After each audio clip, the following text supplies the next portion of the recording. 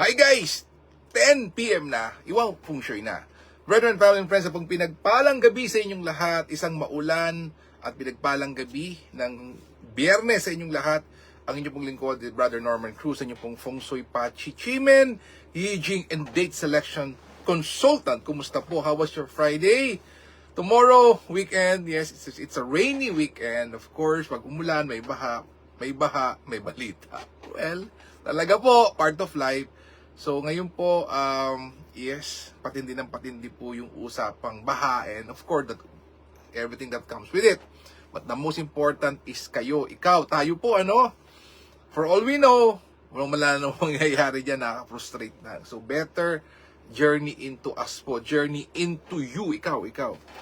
Don't mind na lang to, After all, tayo po tayo maapektuhan, tayo magkaka-hypertension, tayo po ang may stress. So, gawin na lang po natin to, BFF, yung sharing natin. May backing direction, you do the 5 things, much better.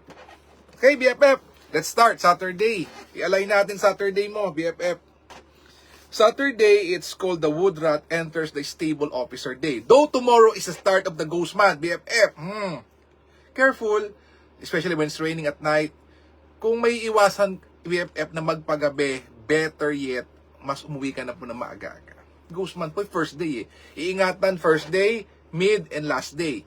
August 23, September 6, festival, and then September 21 ang last day. So, super careful sa 3 days na yon. Sabi dito, suitable when assuming a new post, commencing new business, debt collection, groundbreaking, getting married, parang hindi po naman. Meeting friends and networking, moving into new house, renovation, trading, traveling. But BFF, if I were you, I won't use this day. Delikado po Especially if your animal sign is not so good, Horoscope. Rat and ox is very good. Bad for the tiger, bad for the rabbit, best for the dragon.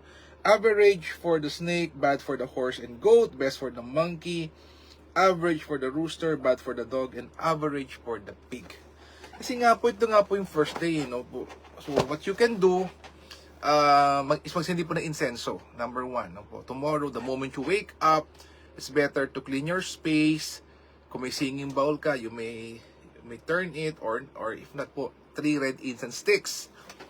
And then, bago po maggabi, bago mag 6 PM, lahat po ng gamit po na baro, anything, chinela, sapatos, put it inside. And BFF, kung ma-avoid mo tomorrow magpagabi, maybe a few 6, 7, 8, pero wag naman midnight. Start nga po ng ghost month mahirap na rin. Better, di po ba? Careful tayo. Again, BFF, just in case po, let's check Chimen. Ano po ba sa Chimen? Yung daily Chimen natin, just in case. Let us check it. Para naman po, meron tayong extra precautions. So, okay, BFF, let's check. Ito po. On August 23. Ito natin, BFF. Okay. August 23, BFF. Ito na po. For, if you want to, tennis being beautiful and handsome, content maker ka, of course, you have to submit and do things online. Talikod ka sa South. If you want to create opportunities, harmony, heart-to-heart talk, if you may iwasan makipag-usap tomorrow, make amends, you get whatever you want from the negotiation, talikod ka sa Northwest. If you're not feeling well and the wisdom that comes with it, talikod sa North. Anything to do with finances and attract high caliber people, talikod ka po sa Northeast. And for anything, for emergency po,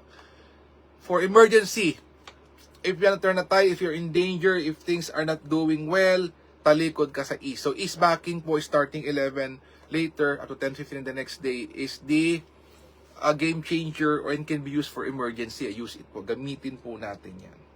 Okay, BFF, of course, we have to do the internalization, especially Ghost Month. So, let me give you po yung Green Dragon, Flying Bird, and Jade Maiden watching the door. Okay, to BFF. Okay.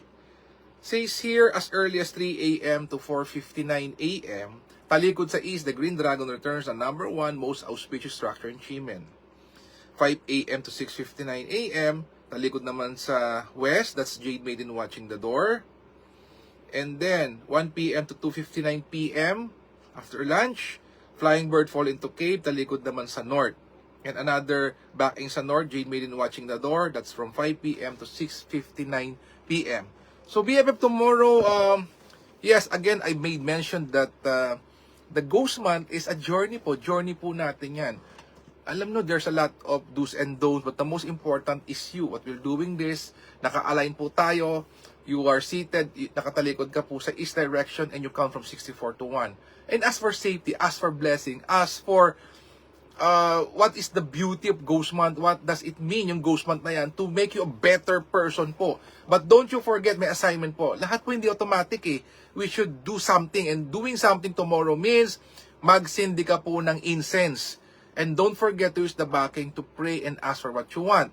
But again, you have to let go. Let go of the past. Open up for new opportunities. Magpasalamat sa loved ones and to Gautu, the creator upstairs.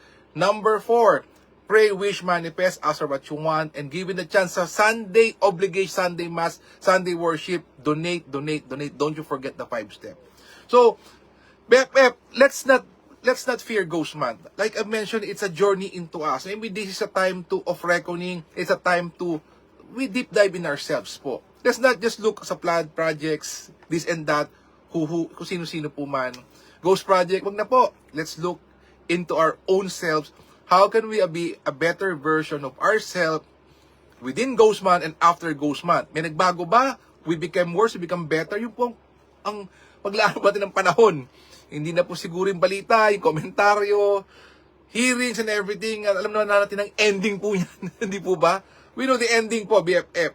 And maybe the ending will just frustrate us. So, tayo na po. Let's do the sharing. Let's do this.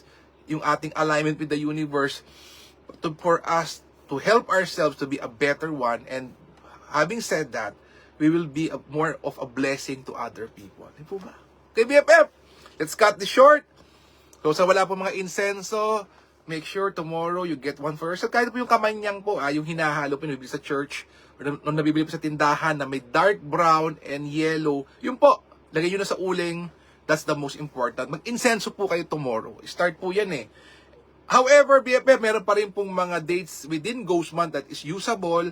We can do feng shui, we can do readings, we can do pachi, we can do chimen. Don't you forget, actually chimen can be done every day. It's a 2-hour window, very short alignment of time. You still can do that.